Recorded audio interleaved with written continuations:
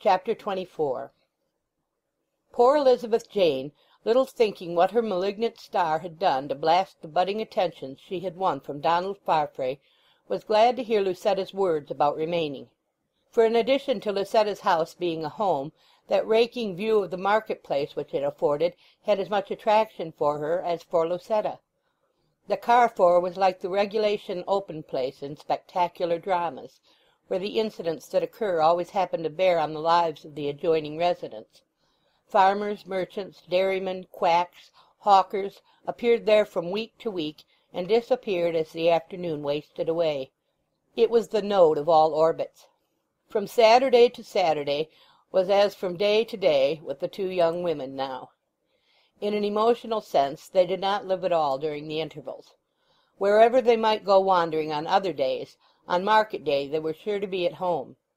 Both stole sly glances out of the window at Farfrae's shoulders and poll. His face they seldom saw, for either through shyness or not to disturb his mercantile mood he avoided looking towards their quarters. Thus things went on, till a certain market morning brought a new sensation.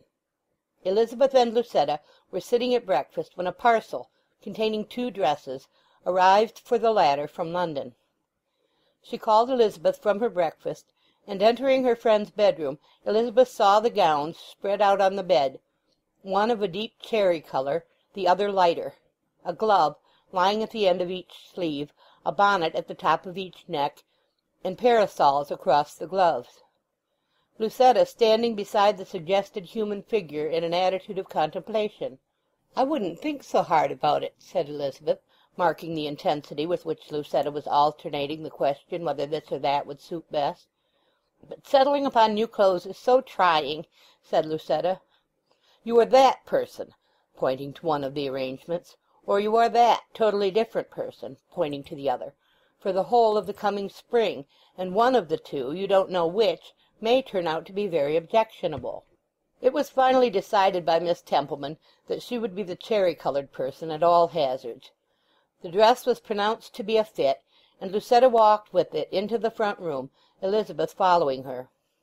The morning was exceptionally bright for the time of year.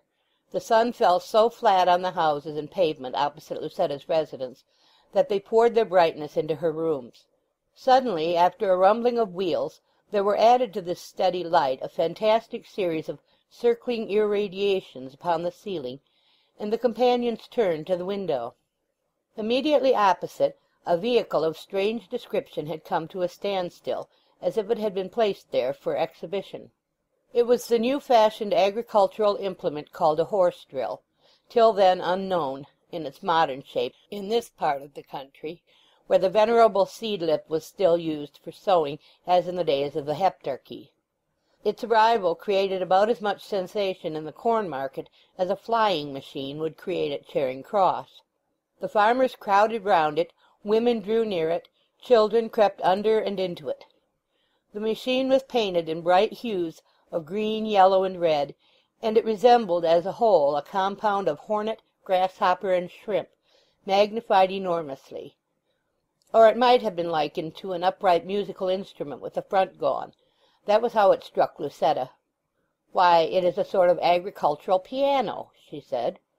"It has something to do with corn," said Elizabeth. "I wonder who thought of introducing it here?" Donald Farfrae was in the minds of both as the innovator, for though not a farmer, he was closely leagued with farming operations, and as if in response to their thought he came up at that moment, looked at the machine, walked round it, and handled it as if he knew something about its make. The 2 watchers had inwardly started at his coming, and Elizabeth left the window, went to the back of the room, and stood as if absorbed in the panelling of the wall. She hardly knew that she had done this, till Lucetta, animated by the conjunction of her new attire with the sight of Farfrae, spoke out, "Let us go and look at the instrument, whatever it is." Elizabeth Jane's bonnet and shawl were pitchforked on in a moment, and they went out. Among all the agriculturists gathered round, the only appropriate possessor of the new machine seemed to be Lucetta, because she alone rivalled it in colour. They examined it curiously, observing the rows of trumpet-shaped tubes one within the other, the little scoops, like revolving salt-spoons, which tossed the seed into the upper ends of the tubes that conducted it to the ground, till somebody said, "Good morning, Elizabeth Jane." She looked up, and there was her stepfather. His greeting had been somewhat dry and thunderous, and Elizabeth Jane, embarrassed out of her equanimity, stammered at random, "This is the lady I live with, father, Miss Templeman." Henchard put his hand to his hat, which he brought down with a great wave till it met his body at the knee. Miss Templeman bowed. "I am happy to become acquainted with you, Mr. Henchard," she said. "This is a curious machine." "Yes," Henchard replied, and he proceeded to explain it, and still more forcibly to ridicule it. "Who brought it here?" said Lucetta. "Oh, don't ask me, ma'am," said Henchard. "The thing—why, 'tis impossible it should act. 'Twas brought here by one of our machinists on the recommendation of a jumped-up jackanapes of a fellow who thinks—" His eye caught Elizabeth Jane's imploring face, and he stopped, probably thinking that the suit might be progressing. He turned to go away. Then something seemed to occur which his stepdaughter fancied must really be a hallucination of hers. A murmur apparently came from Henchard's lips, in which she detected the words, "You refused to see me," reproachfully addressed to Lucetta. She could not believe that they had been uttered by her stepfather, unless indeed they might have been spoken to one of the yellow-gaitered farmers near them. Yet Lucetta seemed silent, and then all thought of the incident was dissipated by the humming of a song which sounded as though from the interior of the machine. Henchard had by this time vanished into the market-house, and both the women glanced towards the corn-drill. They could see behind it the bent back of a man who was pushing his head into the internal works to master their simple secrets. The hummed song went on. "'Twas on a summer afternoon, a wee before the sun went down, when Kitty wi' a braw new gown come o'er the hills to Gowrie." Elizabeth Jane had apprehended the singer in a moment, and looked guilty of she did not know what.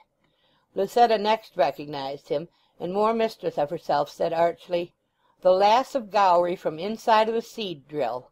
What a phenomenon!" Satisfied at last with his investigation, the young man stood upright and met their eyes across the summit. "We are looking at the wonderful new drill," Miss Templeman said.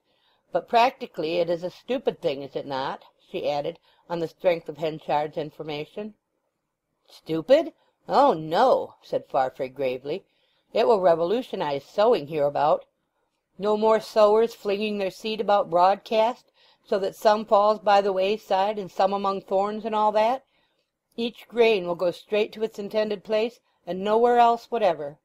"Then the romance of the sower is gone for good," observed Elizabeth Jane, who felt herself at one with Farfrae, in Bible reading at least. "He that observeth the wind shall not sow," so the preacher said. "But his words will not be to the point any more. How things change!" "Ay, it must be so," Donald admitted, his gaze fixing itself on a blank point far away. "But the machines are already very common in the east and north of England," he added apologetically. Lucetta seemed to be outside this train of sentiment, her acquaintance with the Scriptures being somewhat limited. "Is the machine yours?" she asked of Farfrae. "Oh, no, madam," said he, becoming embarrassed and deferential at the sound of her voice, though with Elizabeth Jane he was quite at his ease. No, I merely recommended that it should be got." In the silence which followed Farfrae appeared only conscious of her, to have passed from perception of Elizabeth into a brighter sphere of existence than she appertained to. Lucetta, discerning that he was much mixed that day, partly in his mercantile mood and partly in his romantic one, said gaily to him, "Well, don't forsake the machine for us," and went indoors with her companion. The latter felt that she had been in the way, though why was unaccountable to her. Lucetta explained the matter somewhat by saying, when they were again in the sitting-room, "I had occasion to speak to Mr. Farfrae the other day, and so I knew him this morning." Lucetta was very kind towards Elizabeth that day. Together they saw the market thicken, and in course of time thin away with the slow decline of the sun towards the upper end of town, its rays taking the street endways and enfilading the long thoroughfare from top to bottom. The gigs and vans disappeared one by one till there was not a vehicle in the street. The time of the riding world was over, the pedestrian world held sway. Field labourers and their wives and children trooped in from the villages for their weekly shopping, and instead of a rattle of wheels and a tramp of horses ruling the sound as earlier, there was nothing but the shuffle of many feet. All the implements were gone, all the farmers, all the moneyed class. The character of the town's trading had changed from bulk to multiplicity, and pence were handled now as pounds had been handled earlier in the day. Lucetta and Elizabeth looked out upon this, for though it was night and the street lamps were lighted, they had kept their shutters unclosed. In the faint blink of the fire they spoke more freely. "Your father was distant with you," said Lucetta. "Yes." And having forgotten the momentary mystery of Henchard's seeming speech to Lucetta, she continued, "It is because he does not think I am respectable. I have tried to be so more than you can imagine, but in vain. My mother's separation from my father was unfortunate for me. You don't know what it is to have shadows like that upon your life." Lucetta seemed to wince. "I do not—of that kind precisely," she said. "But you may feel a sense of disgrace, shame, in other ways." "Have you ever had any such feeling?" said the younger innocently. "Oh, no," said Lucetta quickly. "I was thinking of what happens sometimes when women give themselves in strange positions in the eyes of the world from no fault of their own. It must make them very unhappy afterwards." "It makes them anxious, for might not other women despise them?" "Not altogether despise them, yet not quite like or respect them." Lucetta winced again. Her past was by no means secure from investigation, even in Casterbridge. For one thing, Henchard had never returned to her the cloud of letters she had written and sent him in her first excitement. Possibly they were destroyed, but she could have wished that they had never been written. The rencounter with Farfrae and his bearings towards Lucetta had made the reflective Elizabeth more observant of her brilliant and amiable companion. A few days afterwards, when her eyes met Lucetta's as the latter was going out, she somehow knew that Miss Templeman was nourishing a hope of seeing the attractive Scotchman. The fact was printed large all over Lucetta's cheeks and eyes to any one who could read her as Elizabeth Jane was beginning to do. Lucetta passed on and closed the street door. A seer's spirit took possession of Elizabeth, impelling her to sit down by the fire and divine events so surely from data already her own that they could be held as witnessed. She followed Lucetta thus mentally, saw her encounter Donald somewhere, as if by chance, saw him wear his special look when meeting women, with an added intensity because this one was Lucetta. She depicted his impassioned manner, beheld the indecision of both between their lostness to separate and their desire not to be observed, depicted their shaking of hands, how they probably parted with frigidity in their general contour and movements, only in the smaller features showing the spark of passion, thus invisible to all but themselves. This discerning silent witch had not done thinking of these things when Lucetta came noiselessly behind her and made her start. It was all true as she had pictured. She could have sworn it. Lucetta had a heightened luminousness in her eye over and above the advanced colour of her cheeks. "You've seen Mr. Farfrae?" said Elizabeth demurely. "Yes," said Lucetta. "How did you know?" She knelt down on the hearth and took her friend's hands excitedly in her own. But after all she did not say when or how she had seen him, or what he had said. That night she became restless. In the morning she was feverish, and at breakfast-time she told her companion that she had something on her mind, something which concerned a person in whom she was interested much. Elizabeth was earnest to listen and sympathize. This person, a lady, once admired a man much, very much, she said tentatively. "Ah," said Elizabeth Jane. "They were intimate, rather. He did not think so deeply of her as she did of him, but in an impulsive moment, purely out of reparation, he proposed to make her his wife. She agreed, but there was an unsuspected hitch in the proceedings. Though she had been so far compromised with him that she felt she could never belong to another man, as a pure matter of conscience, even if she should wish to. After that they were much apart, heard nothing of each other for a long time, and she felt her life quite closed up for her." "Ah, poor girl!" "She suffered much on account of him, though I should add that he could not altogether be blamed for what had happened.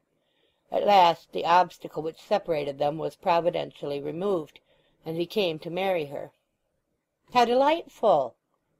But in the interval she, my poor friend, had seen a man she liked better than him. Now comes the point. Could she in honour dismiss the first? A new man she liked better? That's bad. Yes, said Lucetta, looking pained at a boy who was swinging the town pump-handle. It is bad, though you must remember that she was forced into an equivocal position with the first man by an accident, that he was not so well educated or refined as the second, and that she had discovered some qualities in the first that rendered him less desirable as a husband than she had at first thought him to be. "I cannot answer," said Elizabeth Jane thoughtfully. "It is so difficult. There wants a pope to settle that." "You prefer not to, perhaps." Lucetta showed in her appealing tone how much she leant on Elizabeth's judgment. "Yes, Miss Templeman," admitted Elizabeth, "I would rather not say." Nevertheless, Lucetta seemed relieved by the simple fact of having opened out the situation a little, and was slowly convalescent of her headache. "Bring me a looking-glass. How do I appear to people?" she said languidly. "Well, a little worn," answered Elizabeth, eyeing her as a critic eyes a doubtful painting. Fetching the glass, she enabled Lucetta to survey herself in it, which Lucetta anxiously did. "I wonder if I wear well as times go," she observed after a while. "Yes, fairly." "Where am I worst?" "Under your eyes. I notice a little brownness there." "Yes, that is my worst place, I know. How many years more do you think I shall last before I get hopelessly plain?" There was something curious in the way in which Elizabeth, though the younger, had come to play the part of experienced sage in these discussions. "It may be 5 years," she said judicially. "Or with a quiet life, as many as 10. With no love you might calculate on 10. Lucetta seemed to reflect on this as on an unalterable impartial verdict. She told Elizabeth Jane no more of the past attachment she had roughly adumbrated as the experiences of a third person. And Elizabeth, who in spite of her philosophy was very tender-hearted, sighed that night in bed at the thought that her pretty, rich Lucetta did not treat her to the full confidence of names and dates in her confessions, for by the she of Lucetta's story Elizabeth had not been beguiled. End of chapter 24. Chapter 25. The next phase of the supersession of Henchard in Lucetta's heart was an experiment in calling on her performed by Farfrae with some apparent trepidation. Conventionally speaking, he conversed with both Miss Templeman and her companion, but in fact it was rather that Elizabeth sat invisible in the room. Donald appeared not to see her at all, and answered her wise little remarks with curtly indifferent monosyllables, his looks and faculties hanging on the woman who could boast of a more protean variety in her phases, moods, opinions, and also principles, than could Elizabeth. Lucetta had persisted in dragging her into the circle, but she had remained like an awkward third point which that circle would not touch. Susan Henchard's daughter bore up against the frosty ache of the treatment, as she had borne up under worse things, and contrived as soon as possible to get out of the inharmonious room without being missed. The Scotchman seemed hardly the same Farfrae who had danced with her and walked with her in a delicate poise between love and friendship, that period in the history of a love when alone it can be said to be unalloyed with pain. She stoically looked from her bedroom window and contemplated her fate as if it were written on the top of the church tower hard by. "Yes," she said at last, bringing down her palm upon the sill with a pat, "he is the second man of that story she told me." All this time Henchard's smouldering sentiments towards Lucetta had been fanned into higher and higher inflammation by the circumstances of the case. He was discovering that the young woman, for whom he once felt a pitying warmth which had been almost chilled out of him by reflection, was, when now qualified with a slight inaccessibility and a more matured beauty, the very being to make him satisfied with life. Day after day proved to him by her silence that it was no use to think of bringing her round by holding aloof, so he gave in, and called upon her again, Elizabeth Jane being absent.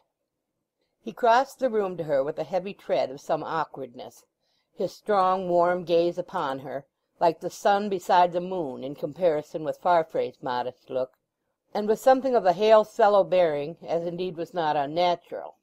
But she seemed so transubstantiated by her change of position, and held out her hand to him in such cool friendship, that he became deferential, and sat down with a perceptible loss of power. He understood but little of fashion in dress, yet enough to feel himself inadequate in appearance beside her whom he had hitherto been dreaming of as almost his property. She said something very polite about his being good enough to call. This caused him to recover balance. He looked her oddly in the face, losing his awe. "Why, of course I have called, Lucetta," he said. "What does that nonsense mean? You know I couldn't have helped myself if I had wished. That is, if I had any kindness at all. I've called to say that I am ready, as soon as custom will permit, to give you my name in return for your devotion, and what you lost by it in thinking too little of yourself and too much of me. To say that you can fix the day or month with my full consent whenever in your opinion it would be seemly. You know more of these things than I." "It is full early yet," she said evasively. "Yes, yes, I suppose it is. But you know, Lucetta, I felt directly my poor ill-used Susan died, and when I could not bear the idea of marrying again, that after what had happened between us it was my duty not to let any unnecessary delay occur before putting things to rights. Still, I wouldn't call in a hurry because, well, you can guess how this money you've come into made me feel." His voice slowly fell. He was conscious that in this room his accents and manner wore a roughness not observable in the street.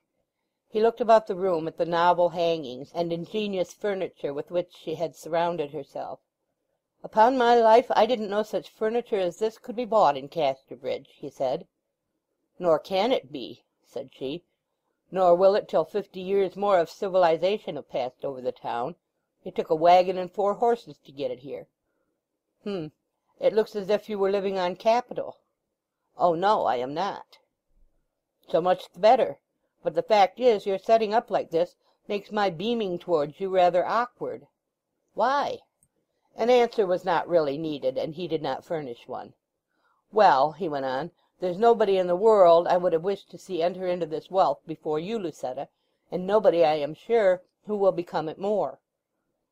He turned to her with congratulatory admiration, so fervid that she shrank somewhat, notwithstanding that she knew him so well.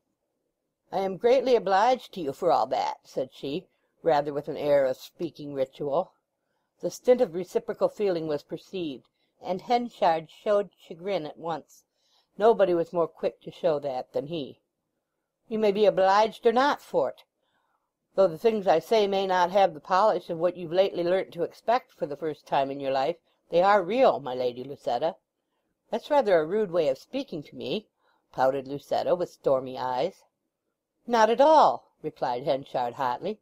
"But there, I don't wish to quarrel with 'ee. I come with an honest proposal for silencing your Jersey enemies, and you ought to be thankful." "How can you speak so?" she answered, firing quickly. "Knowing that my only crime was the indulging in a foolish girl's passion for you with too little regard for correctness, and that I was what I call innocent all the time they called me guilty, you ought not to be so cutting. I suffered enough at that worrying time when you wrote to tell me of your wife's return and my consequent dismissal, and if I am a little independent now, surely the privilege is due to me." "Yes, it is," he said. "But it is not by what is in this life, but by what appears, that you are judged, and I therefore think you ought to accept me, for your own good name's sake. What is known in your native Jersey may get known here." "How you keep on about Jersey! I am English." "Yes, yes. Well, what do you say to my proposal?" For the first time in their acquaintance Lucetta had the move, and yet she was backward. "For the present let things be," she said with some embarrassment. "Treat me as an acquaintance, and I'll treat you as one. Time will—" She stopped, and he said nothing to fill the gap for a while, there being no pressure of half acquaintance to drive them into speech if they were not minded for it.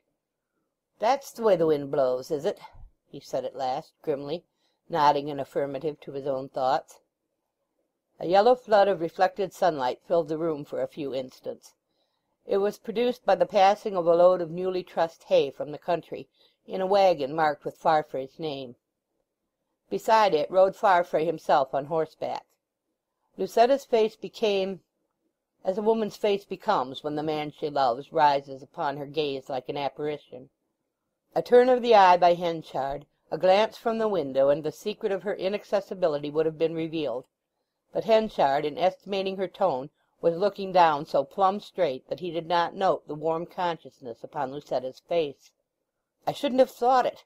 I shouldn't have thought it of women," he said emphatically by and by, rising and shaking himself into activity, while Lucetta was so anxious to divert him from any suspicion of the truth that she asked him to be in no hurry. Bringing him some apples, she insisted upon paring one for him. He would not take it. "No, no, such is not for me," he said dryly, and moved to the door. At going out he turned his eye upon her. "You came to live in Casterbridge entirely on my account," he said. "Yet now you are here you won't have anything to say to my offer." He had hardly gone down the staircase when she dropped upon the sofa and jumped up again in a fit of desperation. "I will love him!" she cried passionately. "As for him, he's hot-tempered and stern, and it would be madness to bind myself to him, knowing that. I won't be a slave to the past. I'll love where I choose." Yet, having decided to break away from Henchard, one might have supposed her capable of aiming higher than Farfrae. But Lucetta reasoned nothing. She feared hard words from the people with whom she had been earlier associated. She had no relatives left, and with native lightness of heart took kindly to what fate offered. Elizabeth Jane, surveying the position of Lucetta between her two lovers from the crystalline sphere of a straightforward mind, did not fail to perceive that her father, as she called him, and Donald Farfrae, became more desperately enamoured of her friend every day. On Farfrae's side it was the unforced passion of youth, on Henchard's the artificially stimulated coveting of maturer age. The pain she experienced from the almost absolute obliviousness to her existence that was shown by the pair of them became at times half dissipated by her sense of its humorousness. When Lucetta had pricked her finger they were as deeply concerned as if she were dying. When she herself had been seriously sick or in danger they uttered a conventional word of sympathy at the news, and forgot all about it immediately. But as regarded Henchard this perception of hers also caused her some filial grief. She could not help asking what she had done to be neglected so, after the professions of solicitude he had made. As regarded Farfrae she thought, after honest reflection, that it was quite natural. What was she beside Lucetta? As one of the meaner beauties of the night when the moon had risen in the skies. She had learnt the lesson of renunciation, and was as familiar with the wreck of each day's wishes as with the diurnal setting of the sun. If her earthly career had taught her few book philosophies, it had at least well practised her in this. Yet her experience had consisted less in a series of pure disappointments than in a series of substitutions. Continually it had happened that what she had desired had not been granted her, and that what had been granted her she had not desired. So she viewed with an approach to equanimity the new cancelled days when Donald had been her undeclared lover, and wondered what unwished-for thing heaven might send her in place of him. End of Chapter 25. Chapter 26. It chanced that on a fine spring morning Henchard and Farfrae met in the chestnut walk which ran along the south wall of the town.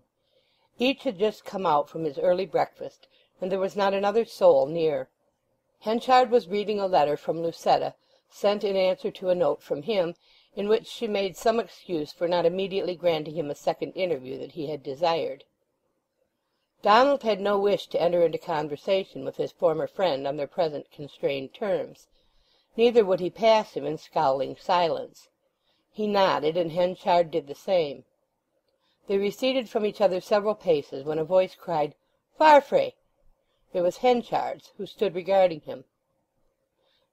"Do you remember," said Henchard, as if it were the presence of the thought and not of the man which made him speak, "do you remember my story of that second woman who suffered for her thoughtless intimacy with me?" "I do," said Farfrae. "Do you remember my telling you how it all began and how it ended?" "Yes." "Well, I have offered to marry her now that I can, but she won't marry me. Now, what would you think of her? I put it to you." "Well, ye owe her nothing more now," said Farfrae heartily. "It is true," said Henchard, and went on. That he had looked up from a letter to ask his questions completely shut out from Farfrae's mind all vision of Lucetta as the culprit. Indeed, her present position was so different from that of the young woman of Henchard's story as of itself to be sufficient to blind him absolutely to her identity. As for Henchard, he was reassured by Farfrae's words and manner against the suspicion which had crossed his mind. They were not those of a conscious rival. Yet that there was rivalry by someone he was firmly persuaded. He could feel it in the air around Lucetta, see it in the turn of her pen. There was an antagonistic force in exercise, so that when he had tried to hang near her he seemed standing in a refluent current. That it was not innate caprice he was more and more certain. Her windows gleamed as if they did not want him. Her curtains seemed to hang slyly, as if they screened an ousting presence. To discover whose presence that was, whether really Farfrae's after all, or another's, he exerted himself to the utmost to see her again, and at length succeeded. At the interview, when she offered him tea, he made it a point to launch a cautious inquiry if she knew Mr. Farfrae. Oh, yes, she knew him, she declared. She could not help knowing almost everybody in Casterbridge, living in such a gazebo over the centre and arena of the town.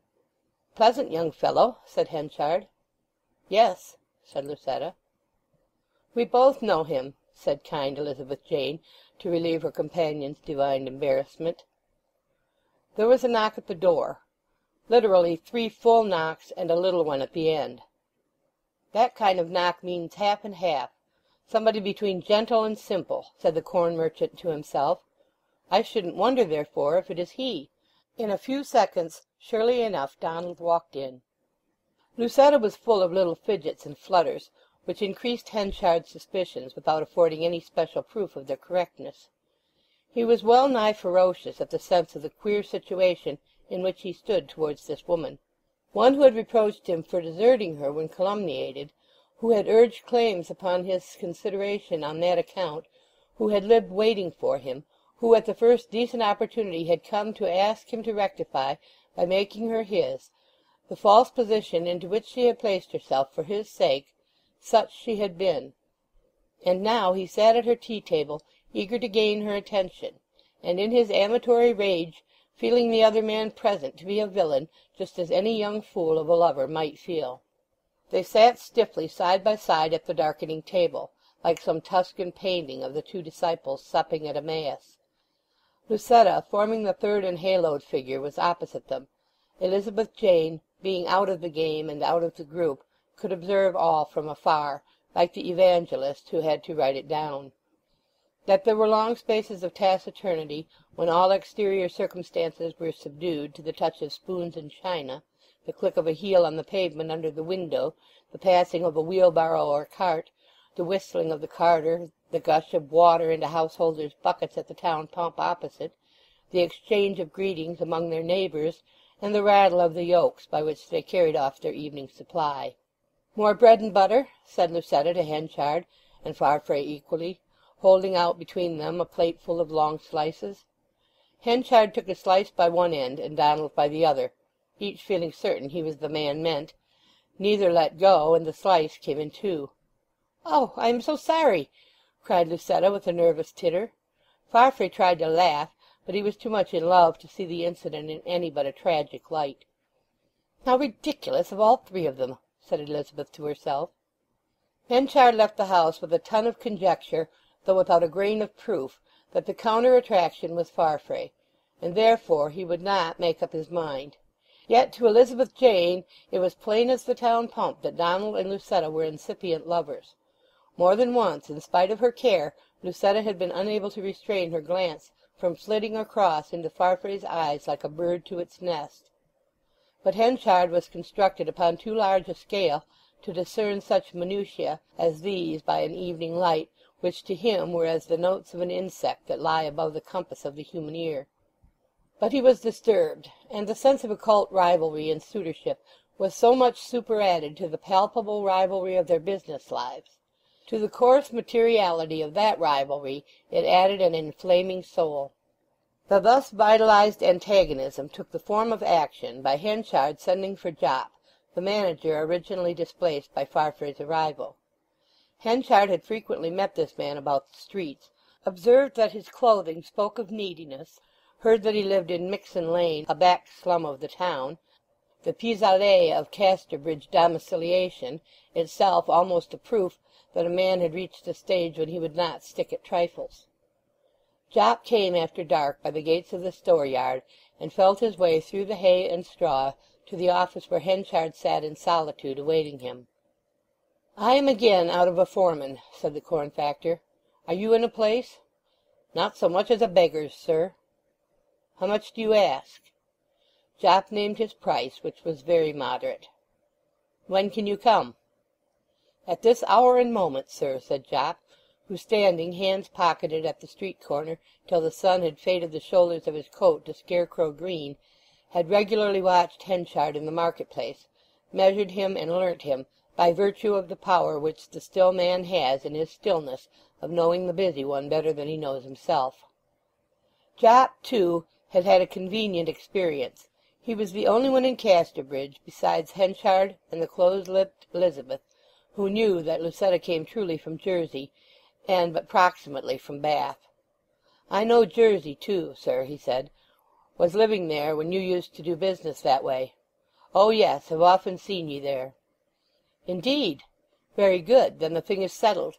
The testimonials you showed me when you first tried for it are sufficient." That characters deteriorated in time of need possibly did not occur to Henchard. Jopp said "Thank you," and stood more firmly, in the consciousness that at last he officially belonged to that spot. "Now," said Henchard, digging his strong eyes into Jopp's face, "one thing is necessary to me, as the biggest corn and hay dealer in these parts. The Scotchman, who's taking the town trade so bold into his hands, must be cut out. D'ye hear? We two can't live side by side, that's clear and certain." "I've seen it all," said Jopp. "By fair competition, I mean, of course," Henchard continued. "But as hard, keen, and unflinching as fair, rather more so. By such a desperate bid against him for the farmer's custom as will grind him into the ground, starve him out. I've capital, mind ye, and I can do it."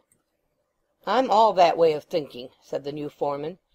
Jopp's dislike of Farfrae as the man who had once usurped his place, while it made him a willing tool, made him at the same time commercially as unsafe a colleague as Henchard could have chosen. "I sometimes think," he added, "that he must have some glass that he sees next year in. He has such a knack of making everything bring him fortune." "He's deep beyond all honest men's discerning, but we must make him shallower. We'll undersell him and overbuy him, and so snuff him out." They then entered into specific details of the process by which this would be accomplished, and parted at a late hour. Elizabeth Jane heard by accident that Jopp had been engaged by her stepfather. She was so fully convinced that he was not the right man for the place that at the risk of making Henchard angry she expressed her apprehension to him when they met. But it was done to no purpose. Henchard shut up her argument with a sharp rebuff. The season's weather seemed to favour their scheme. The time was in the years immediately before foreign competition had revolutionized the trade in grain, when still, as from the earliest ages, the wheat quotations from month to month depended entirely upon the home harvest. A bad harvest, or the prospect of one, would double the price of corn in a few weeks, and the promise of a good yield would lower it as rapidly. Prices were like the roads of the period, steep in gradient, reflecting in their phases the local conditions, without engineering levellings or averages.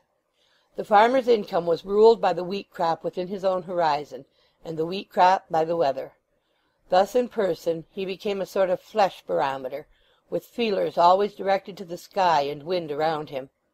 The local atmosphere was everything to him, the atmospheres of other countries a matter of indifference. The people, too, who were not farmers, the rural multitude, saw in the god of the weather a more important personage than they do now. Indeed, the feeling of the peasantry in this matter was so intense as to be almost unrealizable in these equable days. Their impulse was well nigh to prostrate themselves in lamentation before untimely rains and tempests, which came as the Alastor of those households whose crime it was to be poor. After midsummer they watched the weathercocks as men waiting in antechambers watch the latchkey. Sun elated them, quiet rain sobered them. Weeks of watery tempests stupefied them. That aspect of the sky which they now regard as disagreeable, they then beheld as maleficent. It was June, and the weather was very unfavourable.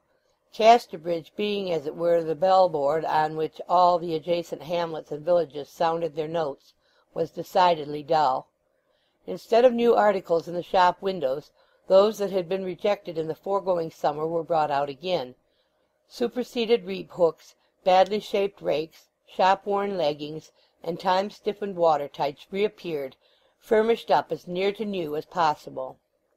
Henchard, backed by Jopp, read a disastrous garnering, and resolved to base his strategy against Farfrae upon that reading. But before acting he wished, what so many have wished, that he could know for certain what was at present only strong probability. He was superstitious, as such headstrong natures often are, and he nourished in his mind an idea bearing on the matter, an idea he shrank from disclosing even to Jopp. In a lonely hamlet a few miles from the town, so lonely that what are called lonely villages were teeming by comparison, there lived a man of curious repute as a forecaster or weather prophet. The way to his house was crooked and miry, even difficult in the present unpropitious season. One evening when it was raining so heavily that ivy and laurel resounded like distant musketry, and an outdoor man could be excused for shrouding himself to his ears and eyes, such a shrouded figure on foot might have been perceived travelling in the direction of the hazel copse which dripped over the prophet's cot. The turnpike road became a lane, the lane a cart track, the cart track a bridle path, the bridle path a footway, the footway overgrown. The solitary walker slipped here and there, and stumbled over the natural springes formed by the brambles, till at length he reached the house, which, with its garden, was surrounded with a high, dense hedge. The cottage, comparatively a large one, had been built of mud by the occupier's own hands, and thatched also by himself. Here he had always lived, and here it was assumed he would die. He existed on unseen supplies, for it was an anomalous thing that, while there was hardly a soul in the neighbourhood but affected to laugh at this man's assertions, uttering the formula, "There's nothing in 'em," with full assurance on the surface of their faces, very few of them were unbelievers in their secret hearts. Whenever they consulted him, they did it for a fancy. When they paid him, they said, just a trifle for Christmas, or Candlemas, as the case might be. He would have preferred more honesty in his clients and less sham ridicule, but fundamental belief consoled him for superficial irony. As stated, he was enabled to live. People supported him with their backs turned. He was sometimes astonished that men could profess so little and believe so much at his house, when at church they professed so much and believed so little. Behind his back he was called Wide-O on account of his reputation, to his face Mr. Fall. The hedge of his garden formed an arch over the entrance, and a door was inserted as in a wall. Outside the door the tall traveller stopped, bandaged his face with a handkerchief as if he were suffering from toothache, and went up the path. The window shutters were not closed, and he could see the prophet within preparing his supper. In answer to the knock, Fall came to the door, candle in hand. The visitor stepped back a little from the light, and said, "Can I speak to 'ee?" in significant tones. The other's invitation to come in was responded to by the country formula, "This will do, thank 'ee," after which the householder had no alternative but to come out. He placed the candle on the corner of the dresser, took his hat from a nail, and joined the stranger in the porch, shutting the door behind him. "I've long heard that you can do things of a sort," began the other, repressing his individuality as much as he could. "Maybe so, Mr. Henchard," said the weathercaster. "Ah, why do you call me that?" asked the visitor with a start. "Because it's your name. Feeling you'd come, I'd waited for 'ee, and thinking you might be leery from your walk, I laid 2 supper plates. Look ye here."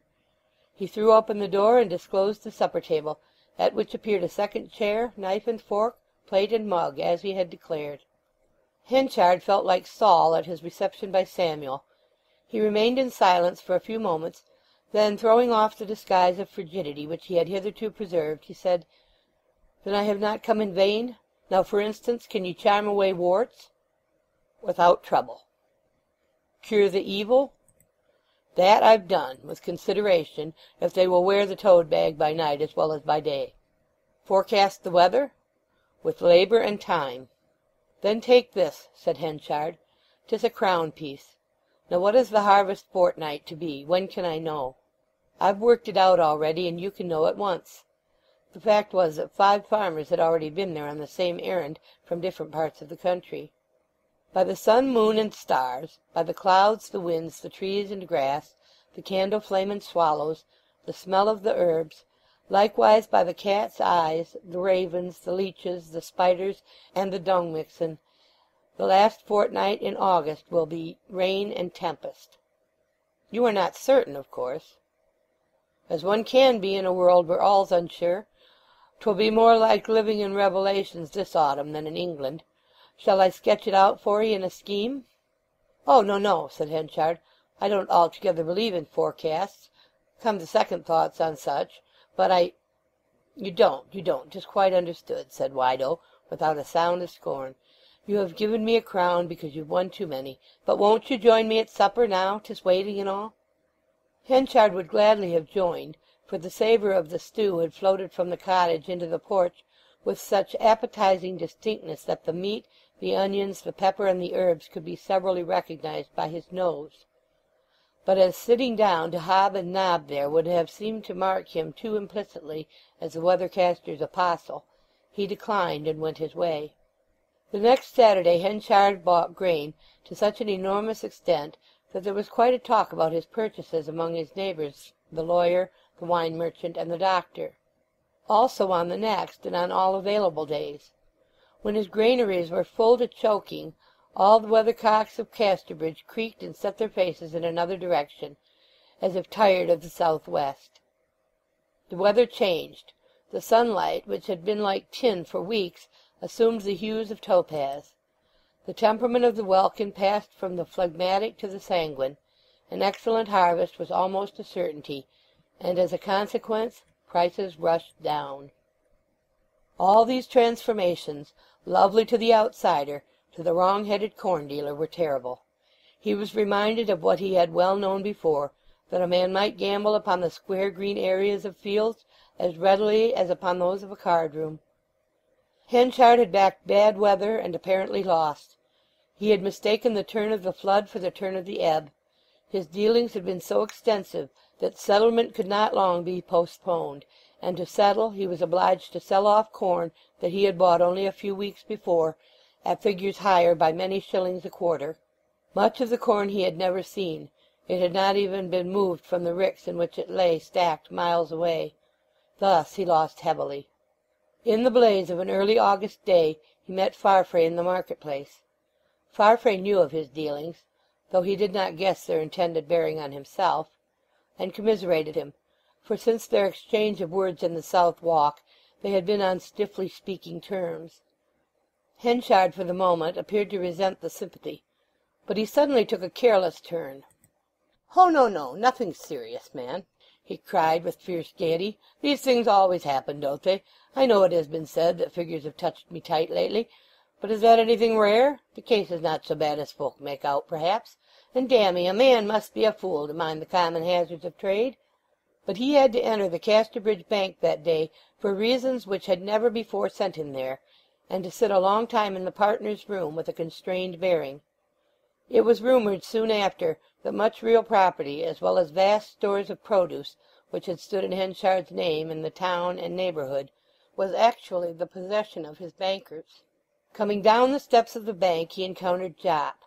The gloomy transactions just completed within had added fever to the original sting of Farfrae's sympathy that morning, which Henchard fancied might be a satire disguised, so that Jopp met with anything but a bland reception. The latter was in the act of taking off his hat to wipe his forehead, and saying, "A fine hot day," to an acquaintance. "You can wipe and say a fine hot day, can ye?" cried Henchard in a savage undertone, imprisoning Jopp between himself and the bank wall. "If it hadn't been for your blasted advice it might have been a fine day enough. Why did ye let me go on, hey? When a word of doubt from you or anybody would have made me think twice, for you can never be sure of weather till 'tis past. My advice, sir, was to do what you thought best." "A useful fellow! and the sooner you help somebody else in that way the better." Henchard continued his address to Jopp in similar terms till it ended in Jopp's dismissal there and then, Henchard turning upon his heel and leaving him. "You shall be sorry for this, sir, sorry as a man can be," said Jopp, standing pale, and looking after the corn merchant as he disappeared in a crowd of market men hard by. Chapter 26. Chapter 27. It was the eve of harvest. Prices being low, Farfrae was buying. As was usual, after reckoning too surely on famine weather, the local farmers had flown to the other extreme, and, in Farfrae's opinion, were selling off too recklessly, calculating with just a trifle too much certainty upon an abundant yield. So he went on buying old corn at its comparatively ridiculous price, for the produce of the previous year, though not large, had been of excellent quality. When Henchard had squared his affairs in a disastrous way, and got rid of his burdensome purchases at a monstrous loss, the harvest began. There were 3 days of excellent weather, and then— "What if that cursed conjurer should be right after all?" said Henchard. The fact was that no sooner had the sickles begun to play than the atmosphere suddenly felt as if cress would grow in it without other nourishment. It rubbed people's cheeks like damp flannel when they walked abroad. There was a gusty, high, warm wind, isolated raindrops starred the window-panes at remote distances, the sunlight would flap out like a quickly opened fan, throw the pattern of the window upon the floor of the room in a milky, colourless shine, and withdraw as suddenly as it had appeared. From that day and hour it was clear that there was not to be so successful an ingathering after all. If Henchard had only waited long enough he might at least have avoided loss, though he had not made a profit. But the momentum of his character knew no patience. At this turn of the scales he remained silent. The movements of his mind seemed to tend to the thought that some power was working against him. "I wonder," he asked himself with eerie misgiving, "I wonder if it can be that somebody has been roasting a waxen image of me, or stirring an unholy brew to confound me. I don't believe in such power, and yet what if they should have been doing it?" Even he could not admit that the perpetrator, if any, might be Farfrae. These isolated hours of superstition came to Henchard in time of moody depression, when all his practical largeness of view had oozed out of him. Meanwhile Donald Farfrae prospered. He had purchased in so depressed a market that the present moderate stiffness of prices was sufficient to pile for him a large heap of gold where a little one had been. "Why, he'll soon be mayor," said Henchard. It was indeed hard that the speaker should, of all others, have to follow the triumphal chariot of this man to the capital. The rivalry of the masters was taken up by the men. September night shades had fallen upon Casterbridge. The clocks had struck 8:30, and the moon had risen. The streets of the town were curiously silent for such a comparatively early hour. A sound of jangling horse bells and heavy wheels passed up the street. These were followed by angry voices outside Lucetta's house, which led her and Elizabeth Jane to run to the windows and pull up the blinds. The neighbouring market-house and town hall abutted against its next neighbour, the church, except in the lower story, where an arched thoroughfare gave admittance to a large square called Bull Stake.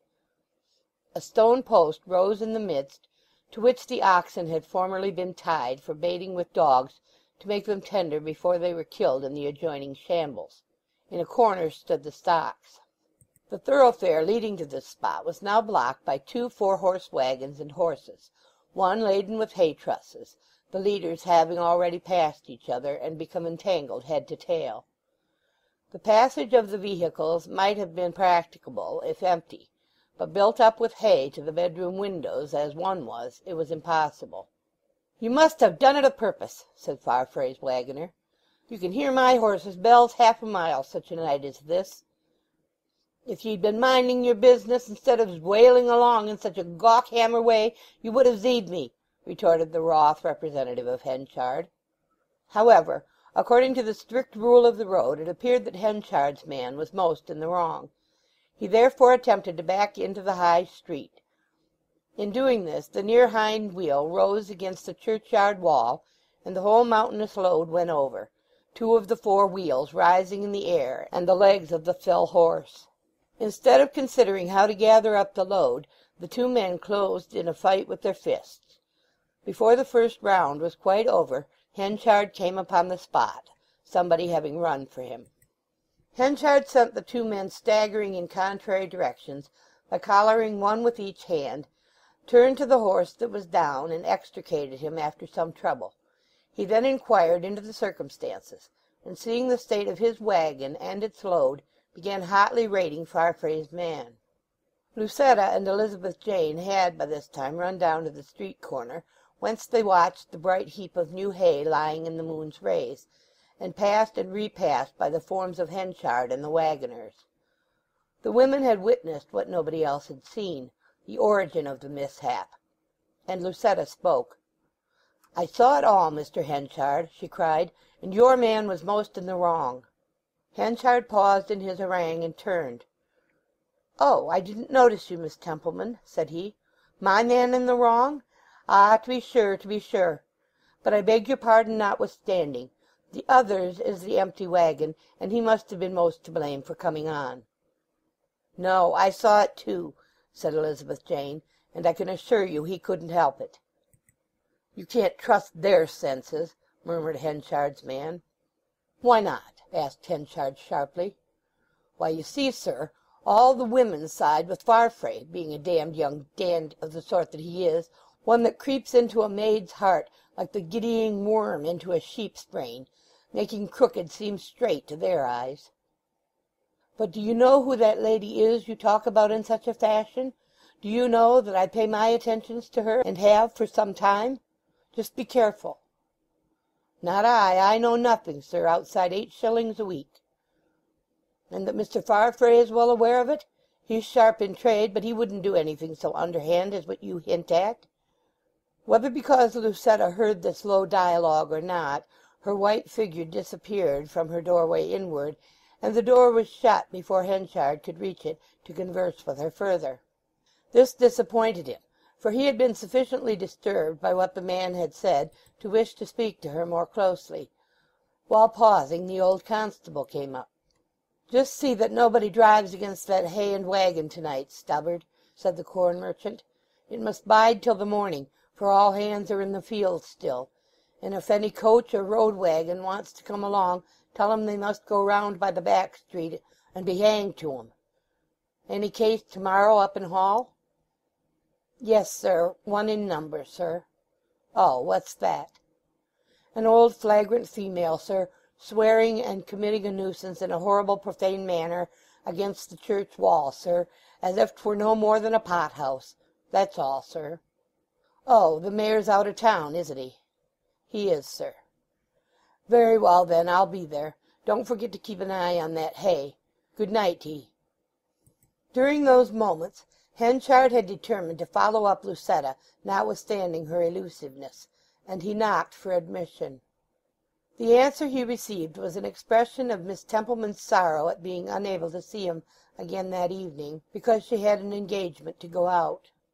Henchard walked away from the door to the opposite side of the street, and stood by his hay in a lonely reverie, the constable having strolled elsewhere, and the horses being removed. Though the moon was not bright as yet, there were no lamps lighted, and he entered the shadow of one of the projecting jambs which formed the thoroughfare to Bull Stake. Here he watched Lucetta's door. Candle lights were flitting in and out of her bedroom, and it was obvious that she was dressing for the appointment, whatever the nature of that might be at such an hour. The lights disappeared, the clock struck 9, and almost at the moment Farfrae came round the opposite corner and knocked. That she had been waiting just inside for him was certain, for she instantly opened the door herself. They went together by the way of a back lane westward, avoiding the front street. Guessing where they were going, he determined to follow. The harvest had been so delayed by the capricious weather that whenever a fine day occurred all sinews were strained to save what could be saved of the damaged crops. On account of the rapid shortening of the days, the harvesters worked by moonlight. Hence, to-night, The wheat fields abutting on the two sides of the square formed by Casterbridge town were animated by the gathering hands. Their shouts and laughter had reached Henchard at the market-house while he stood there waiting, and he had little doubt, from the turn which Farfrae and Lucetta had taken, that they were bound for the spot. Nearly the whole town had gone into the fields.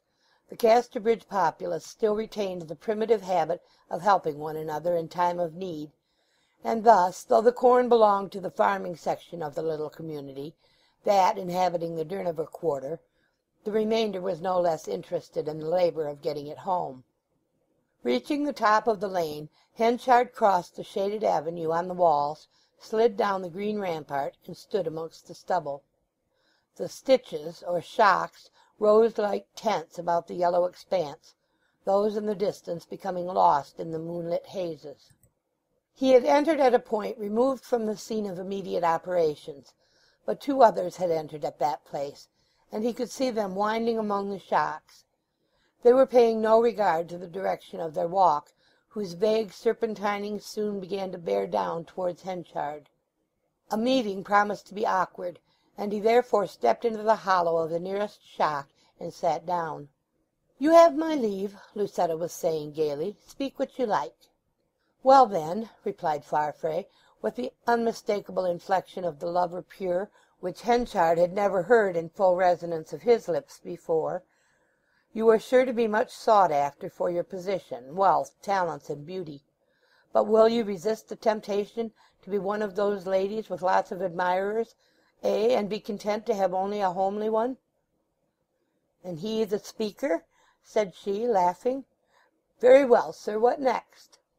"Ah, I am afraid that what I feel will make me forget my manners."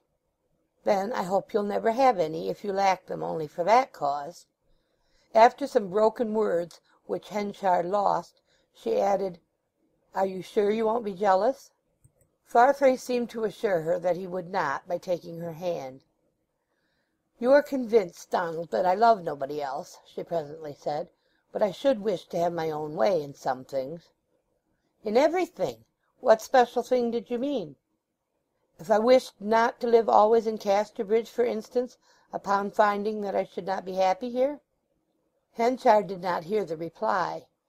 He might have done so, and much more, but he did not care to play the eavesdropper. They went on towards the scene of activity, where the sheaves were being handed, a dozen a minute, upon the carts and wagons which carried them away.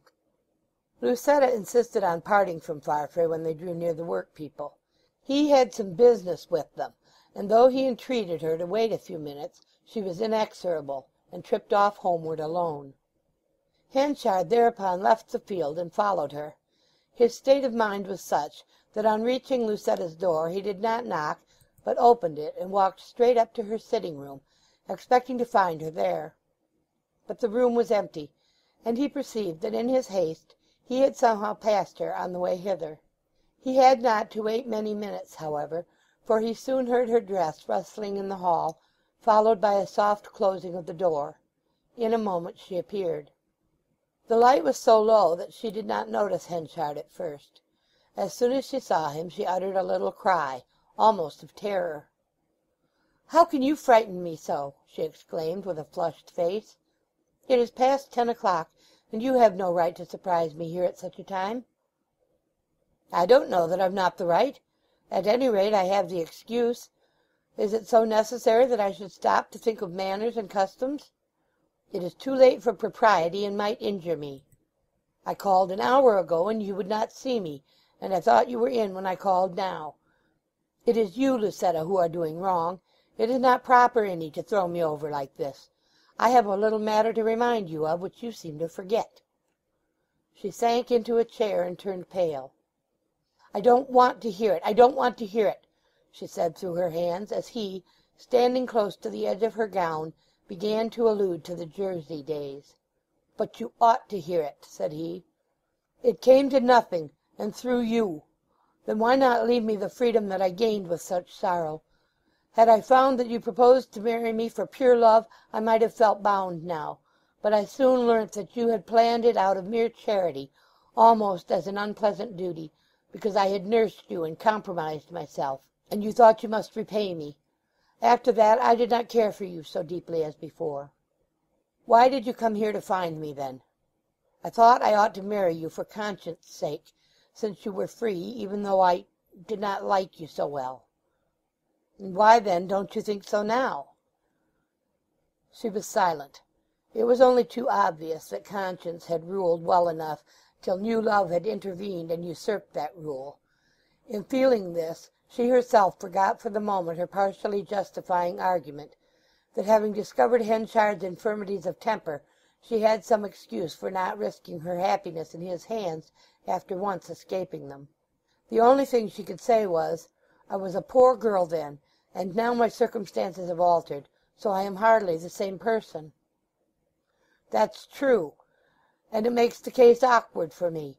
But I don't want to touch your money. I am quite willing that every penny of your property shall remain to your personal use. Besides, that argument has nothing in it. The man you are thinking of is no better than I." "If you were as good as he, you would leave me," she cried passionately.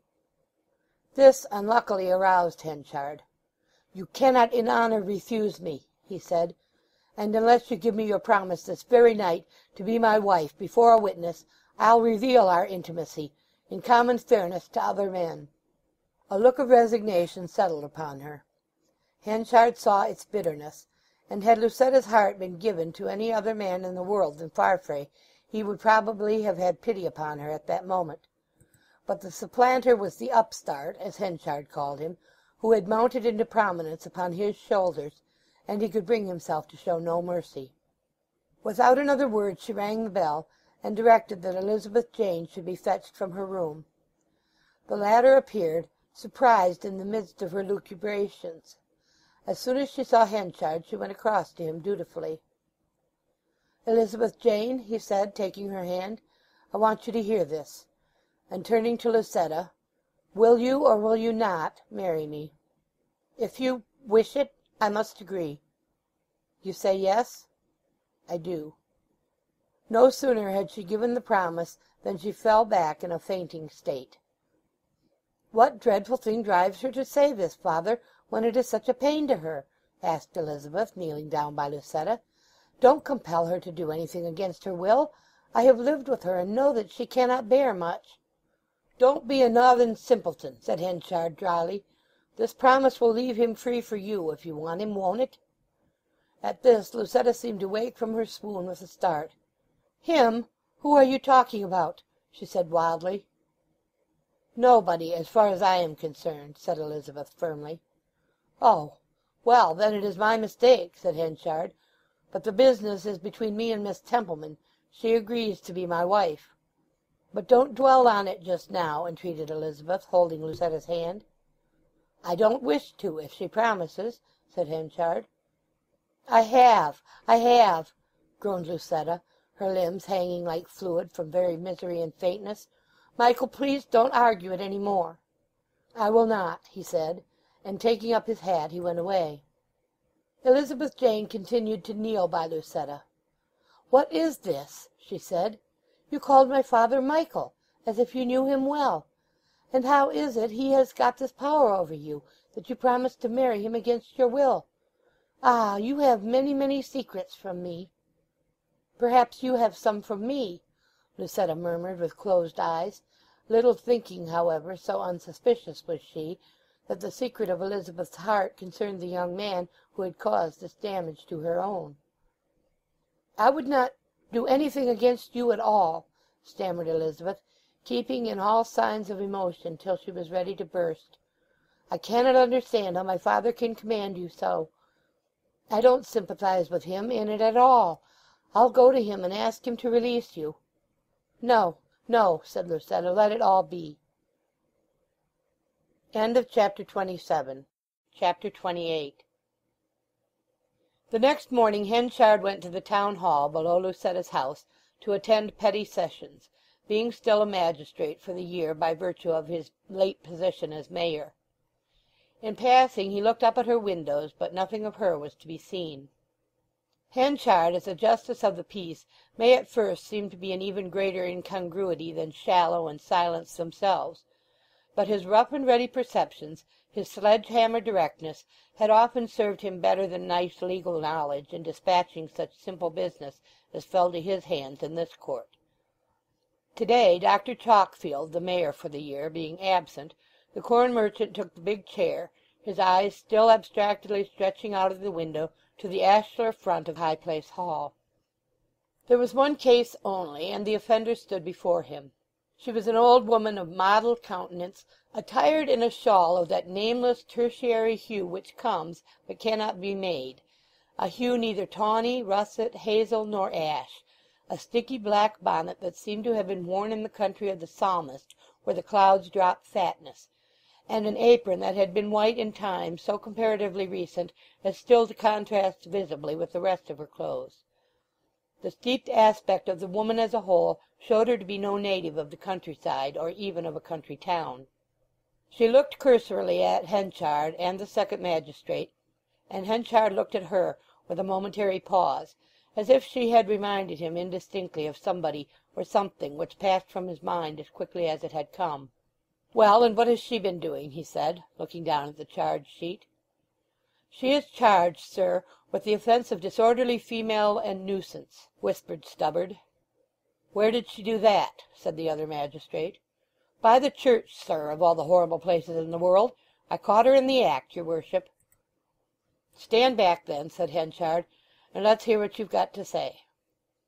Stubbard was sworn in, the magistrate's clerk dipped his pen, Henchard being no note-taker himself, and the constable began.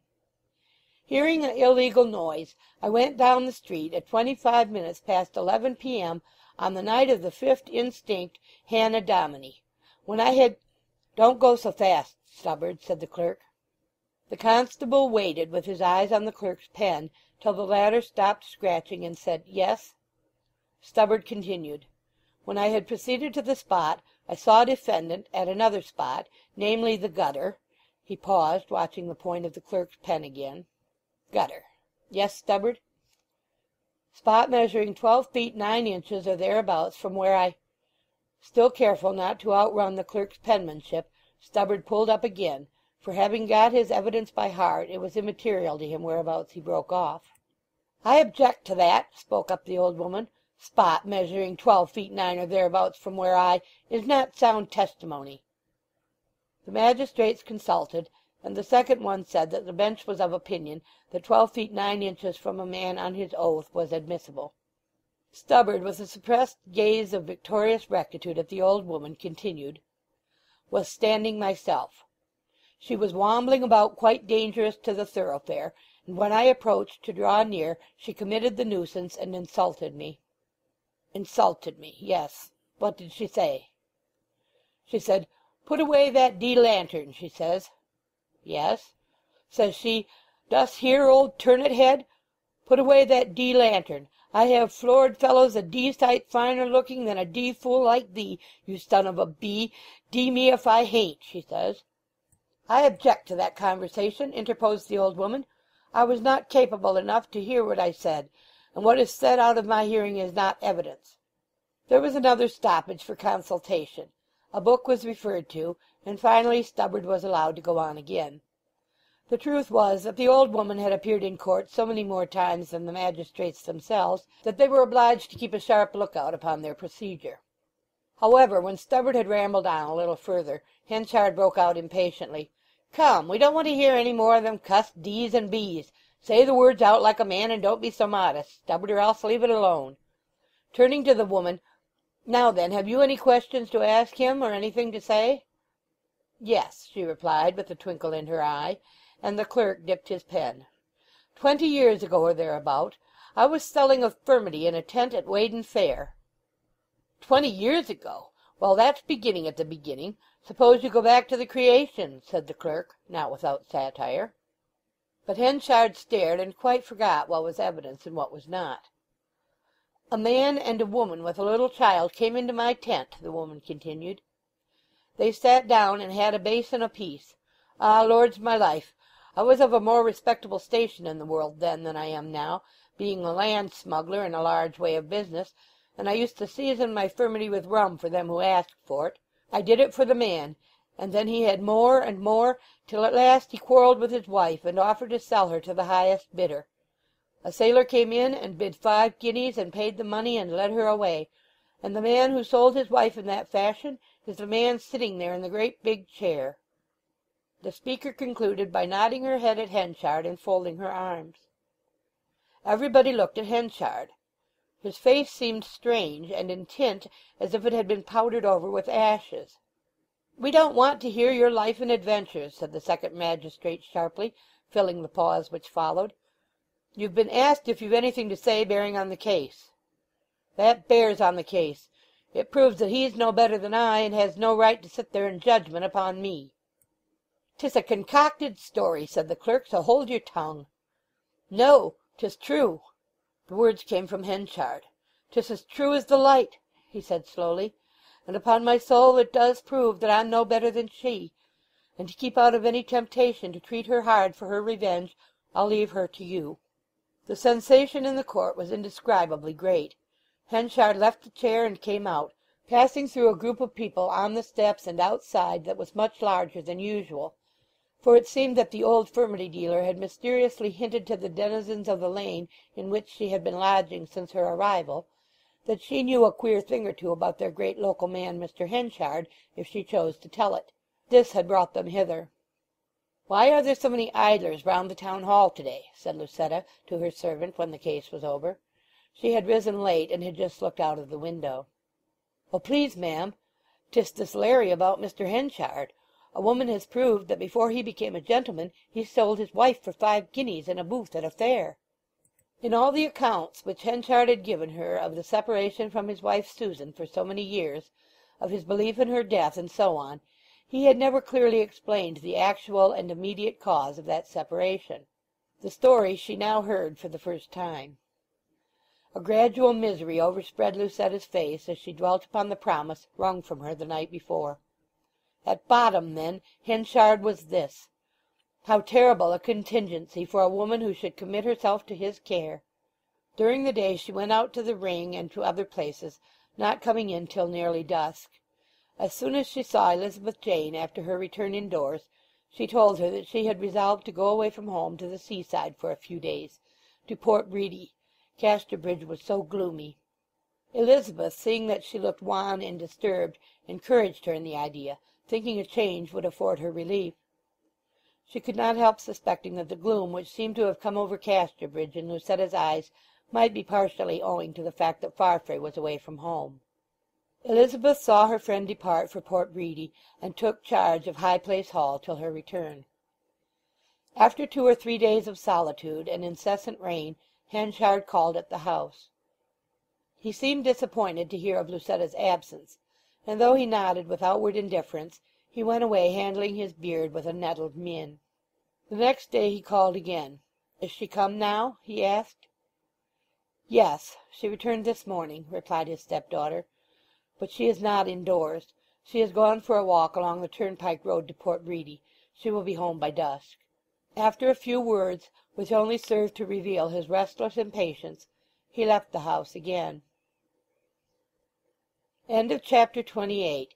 Recorded by Debra Lynn, January 1st, 2009. Happy New Year.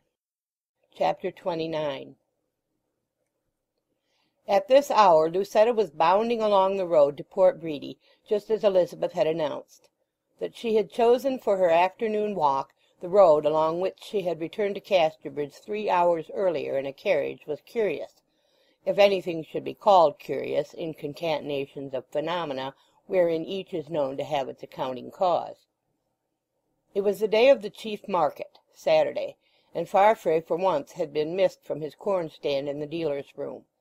Nevertheless it was known that he would be home that night, for Sunday, as Casterbridge expressed it. Lucetta, in continuing her walk, had at length reached the end of the rank trees which bordered the highway in this and other directions out of the town. This end marked a mile, and here she stopped. The spot was a vale between 2 gentle acclivities, and the road, still adhering to its Roman foundation, stretched onward straight as a surveyor's line till lost to sight on the most distant ridge. There was neither hedge nor tree in the prospect now, the road clinging to the stubby expanse of cornland like a strip to an undulating garment. Near her was a barn, the single building of any kind within her horizon. She strained her eyes up the lessening road, but nothing appeared thereon, not so much as a speck. She sighed one word, "Donald," and turned her face to the town for retreat. Here the case was different. A single figure was approaching her, Elizabeth Jane's. Lucetta, in spite of her loneliness, seemed a little vexed. Elizabeth's face, as soon as she recognized her friend, shaped itself into affectionate lines while yet beyond speaking distance. "I suddenly thought I would come and meet you," she said, smiling. Lucetta's reply was taken from her lips by an unexpected diversion. A by-road on her right hand descended from the fields into the highway at the point where she stood, and down the track a bull was rambling uncertainly towards her and Elizabeth, who, facing the other way, did not observe him. In the latter quarter of each year cattle were at once the mainstay and the terror of families about Casterbridge and its neighbourhood, where breeding was carried on with Abrahamic success. The head of stock driven into and out of the town at this season to be sold by the local auctioneer was very large, and all these horned beasts, in travelling to and fro, sent women and children to shelter as nothing else could do. In the main the animals would have walked along quietly enough, but the Casterbridge tradition was that to drive stock it was indispensable that hideous cries, coupled with yahoo antics and gestures, should be used, large sticks flourished, stray dogs called in, and in general everything done that was likely to infuriate the viciously disposed and terrify the mild. Nothing was commoner than for a householder, on going out of his parlour, to find his hall or passage full of little children, nursemaids, aged women, or a ladies' school, who apologized for their presence by saying, "A bull passing down street from the sale." Lucetta and Elizabeth regarded the animal in doubt, he meanwhile drawing vaguely towards them.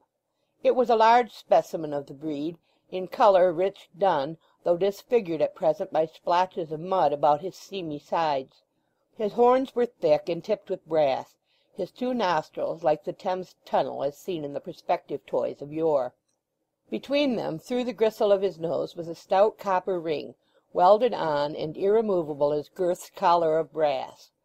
To the ring was attached an ash staff about a yard long, which the bull, with the motions of his head, flung about like a flail.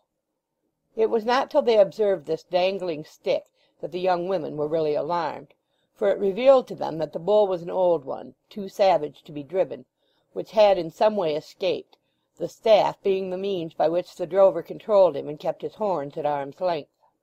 They looked round for some shelter or hiding-place, and thought of the barn hard by. As long as they had kept their eyes on the bull he had shown some deference in his manner of approach. But no sooner did they turn their backs to seek the barn than he tossed his head and decided to thoroughly terrify them. This caused the two helpless girls to run wildly, whereupon the bull advanced in a deliberate charge. The barn stood behind a green slimy pond, and it was closed save as to one of the usual pair of doors facing them, which had been propped open by a hurdle-stick, and for this opening they made. The interior had been cleared by a recent bout of threshing, except at one end, where there was a stack of dry clover. Elizabeth Jane took in the situation. "We must climb up there," she said. But before they had even approached it they heard the bull scampering through the pond without, and in a second he dashed into the barn, knocking down the hurdle-stake in passing. The heavy door slammed behind him, and all three were imprisoned in the barn together. The mistaken creature saw them and stalked towards the end of the barn into which they had fled. The girls doubled so adroitly that their pursuer was against the wall when the fugitives were already halfway to the other end. By the time that his length would allow him to turn and follow them thither, they had crossed over. Thus the pursuit went on, the hot air from his nostrils blowing over them like a sirocco, and not a moment being attainable by Elizabeth or Lucetta in which to open the door. What might have happened had their situation continued cannot be said, but in a few moments a rattling of the door distracted their adversaries' attention, and a man appeared. He ran forward towards the leading staff, seized it, and wrenched the animal's head as if he would snap it off. The wrench was in reality so violent that the thick neck seemed to have lost its stiffness and to become half paralyzed, whilst the nose dropped blood. The premeditated human contrivance of the nose-ring was too cunning for impulsive brute force, and the creature flinched. The man was seen in the partial gloom to be large-framed and unhesitating. He led the bull to the door, and the light revealed Henchard. He made the bull fast without, and re-entered to the succour of Lucetta, for he had not perceived Elizabeth, who had climbed on to the clover-heap. Lucetta was hysterical, and Henchard took her in his arms and carried her to the door. "You have saved me!" she cried as soon as she could speak. "I have returned your kindness," he responded tenderly. "You once saved me." "How comes it to be you?" she asked, not heeding his reply. "I came out here to look for you. I have been wanting to tell you something these 2 or 3 days, but you have been away, and I could not. Perhaps you cannot talk now?" "Oh, no! Where is Elizabeth?" "Here am I," cried the missing one cheerfully, and without waiting for the ladder to be placed she slid down the face of the clover stack to the floor. Henchard supporting Lucetta on one side and Elizabeth Jane on the other, they went slowly along the rising road. They had reached the top and were descending again when Lucetta, now much recovered, recollected that she had dropped her muff in the barn. "I'll run back," said Elizabeth Jane. "I don't mind it at all, as I am not tired as you are." She thereupon hastened down again to the barn, the others pursuing their way. Elizabeth soon found the muff, such an article being by no means small at that time. Coming out she paused to look for a moment at the bull, now rather to be pitied with his bleeding nose, having perhaps rather intended a practical joke than a murder. Henchard had secured him by jamming the staff into the hinge of the barn door and wedging it there with a stake. At length she turned to hasten onward after her contemplation, when she saw a green and black gig approaching from the contrary direction, the vehicle being driven by Farfrae. His presence here seemed to explain Lucetta's walk that way. Donald saw her, drew up, and was hastily made acquainted with what had occurred. At Elizabeth Jane mentioning how greatly Lucetta had been jeopardized, he exhibited an agitation different in kind, no less than in intensity, from any she had seen in him before. He became so absorbed in the circumstance that he scarcely had sufficient knowledge of what he was doing to think of helping her up beside him. "She has gone on with Mr. Henchard, you say?" he inquired at last. "Yes, he is taking her home. They are almost there by this time." "And you are sure she can get home?" Elizabeth Jane was quite sure. "Your stepfather saved her?" "Entirely." Farfrae checked his horse's pace. She guessed why. He was thinking that it would be best not to intrude on the other two just now. Henchard had saved Lucetta, and to provoke a possible exhibition of her deeper affection for himself was as ungenerous as it was unwise. The immediate subject of their talk being exhausted, she felt more embarrassed at sitting thus beside her past lover. But soon the two figures of the others were visible at the entrance to the town. The face of the woman was frequently turned back, but Farfrae did not whip on the horse. When these reached the town walls Henchard and his companion had disappeared down the street. Farfrae set down Elizabeth Jane on her expressing a particular wish to alight there, and drove round to the stables at the back of his lodgings.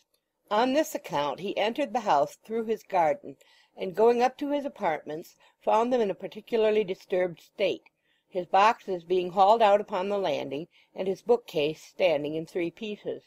These phenomena, however, seemed to cause him not the least surprise. "When will everything be sent up?" he said to the mistress of the house, who was superintending. "I am afraid not before 8, sir," said she. "You see, we wasn't aware till this morning that you were going to move, or we could have been forwarder." Well, never mind, said Farfrae cheerfully. 8 o'clock will do well enough, if it be not later. Now don't you be standing here talking, or it will be 12, I doubt." Thus speaking he went out by the front door and up the street. During this interval Henchard and Lucetta had had experiences of a different kind. After Elizabeth's departure for the muff, the corn merchant opened himself frankly, holding her hand within his arm, though she would fain have withdrawn it. "Dear Lucetta, I have been very, very anxious to see you these 2 or 3 days," he said, "ever since I saw you last. I have thought over the way I got your promise that night. You said to me, if I were a man I should not insist. That cut me deep. I felt that there was some truth in it. I don't want to make you wretched, and to marry me just now would do that as nothing else could. It is but too plain. Therefore I agree to an indefinite engagement, to put off all thought of marriage for a year or two." But can I do nothing of a different kind?" said Lucetta. "I am full of gratitude to you. You have saved my life, and your care of me is like coals of fire on my head. I am a moneyed person now. Surely I can do something in return for your goodness, something practical?" Henchard remained in thought. He had evidently not expected this. "There is one thing you might do, Lucetta," he said, "but not exactly of that kind." "Then of what kind is it?" she asked, with renewed misgiving. "I must tell you a secret to ask it.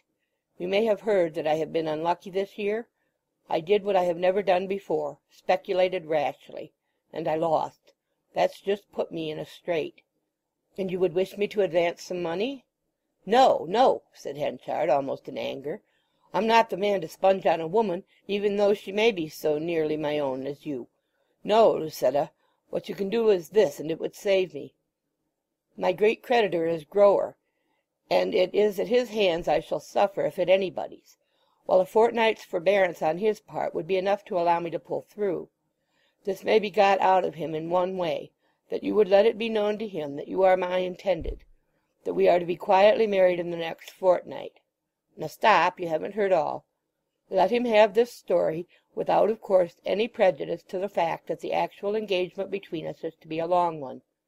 Nobody else need know, and you could go with me to Mr. Grower, and just let me speak to him before him as if we were on such terms. We'll ask him to keep it secret. He will willingly wait, then. At the fortnight's end I shall be able to face him, and I can coolly tell him all is postponed between us for a year or two. Not a soul in the town need know how you've helped me. Since you wish to be of use, there's your way." It being now what the people called the pinking in of the day, that is, the quarter hour just before dusk, he did not at first observe the result of his own words upon her. "If it were anything else—" she began, and the dryness of her lips was represented in her voice. "But it is such a little thing," he said, with a deep reproach. "Less than you have offered. Just the beginning of what you have so lately promised. I could have told him as much myself, but he would not have believed me." "It is not because I won't. It is because I absolutely can't," she said, with rising distress. "You are provoking!" he burst out. "It is enough to make me force you to carry out at once what you have promised." "I cannot," she insisted desperately. "Why, when I have only within these few minutes released you from your promise to do the thing offhand?" "Because he was a witness."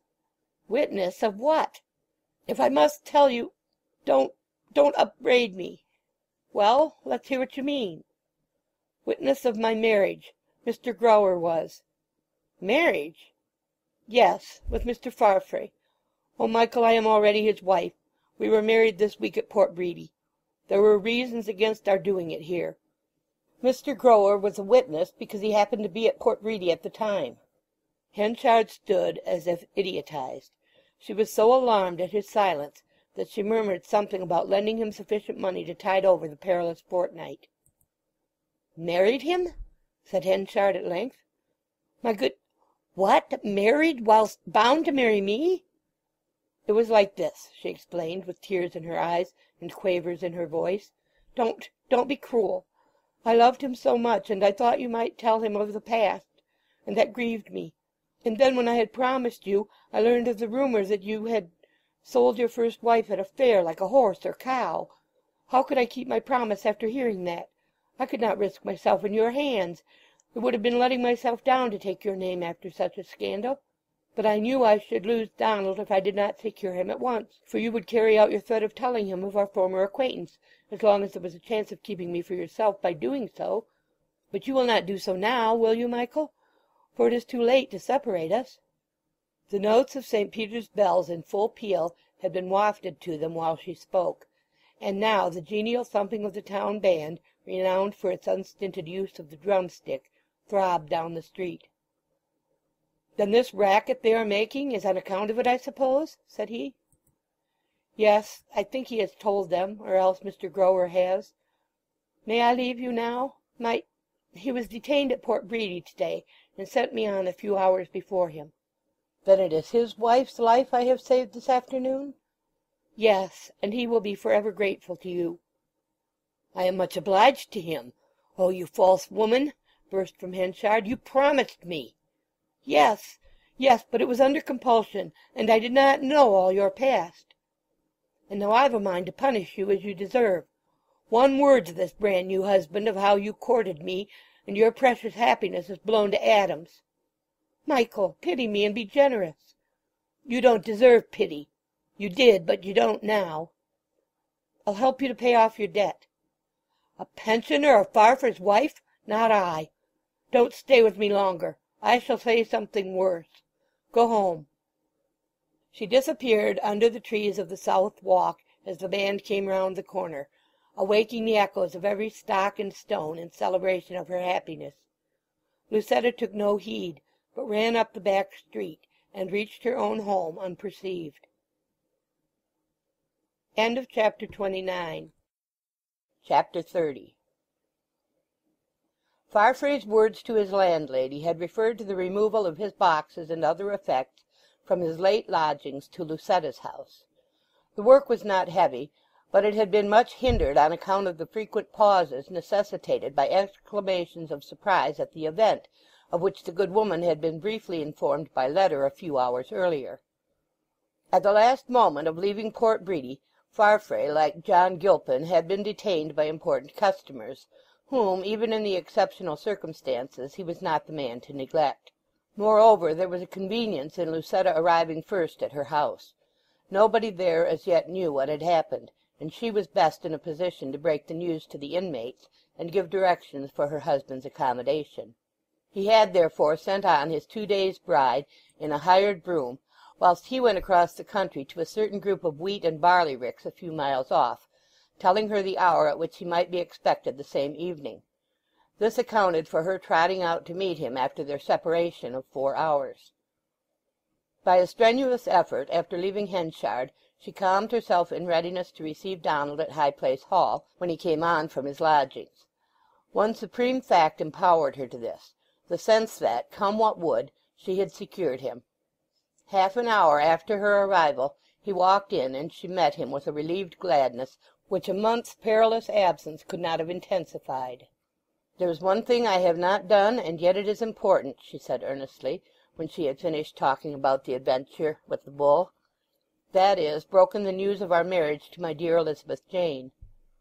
"Ah, and you have not?" he said thoughtfully. "I gave her a lift from the barn homewards, but I did not tell her either, for I thought she might have heard of it in the town, and was keeping back her congratulations from shyness and all that." "She can hardly have heard of it, but I'll find out. I'll go to her now. And, Donald, you don't mind her living on with me just the same as before? She is so quiet and unassuming." "Oh, no, indeed I don't," Farfrae answered, with perhaps a faint awkwardness. "But I wonder if she would care to?" "Oh, yes," said Lucetta eagerly. "I am sure she would like to. Besides, poor thing, she has no other home."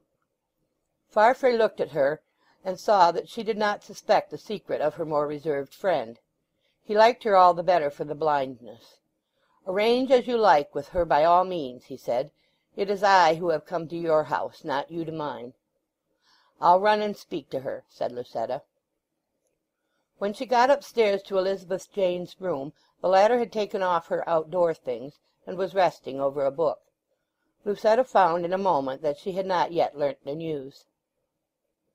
"I did not come down to you, Miss Templeman," she said simply. "I was coming to ask if you had quite recovered from your fright, but I found you had a visitor. What are the bells ringing for, I wonder? And the band, too, is playing. Somebody must be married, or else they are practising for Christmas."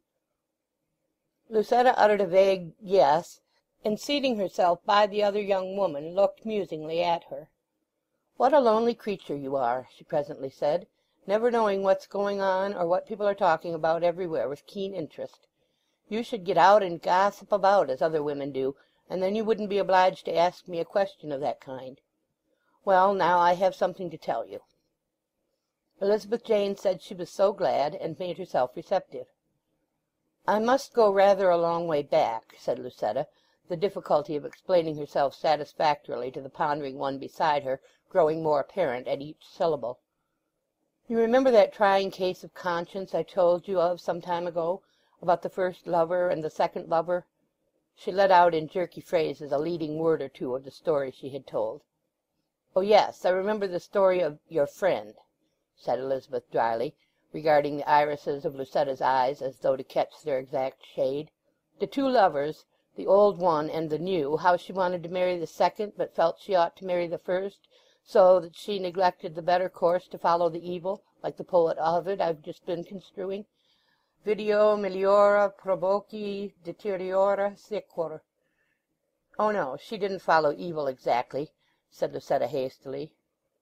"But you said that she, or as I may say you," answered Elizabeth, dropping the mask, "were in honour and conscience bound to marry the first." Lucetta's blush at being seen through came and went again before she replied anxiously, "You will never breathe this, will you, Elizabeth Jane?" "Certainly not, if you say not." "Then I will tell you that the case is more complicated, worse, in fact, than it seemed in my story. I and the first man were thrown together in a strange way, and felt that we ought to be united, as the world had talked of us. He was a widower, as he supposed. He had not heard of his first wife for many years. But the wife returned, and we parted. She is now dead, and the husband comes paying me addresses again, saying, 'Now we'll complete our purposes.' But, Elizabeth Jane, all this amounts to a new courtship of me by him. I was absolved from all vows by the return of the other woman." "Have you not lately renewed your promise?" said the younger, with quiet surmise. She had divined man number one.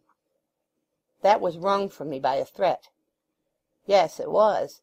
But I think when any one gets coupled up with a man in the past so unfortunately as you have done, she ought to become his wife if she can, even if she were not the sinning party." Lucetta's countenance lost its sparkle.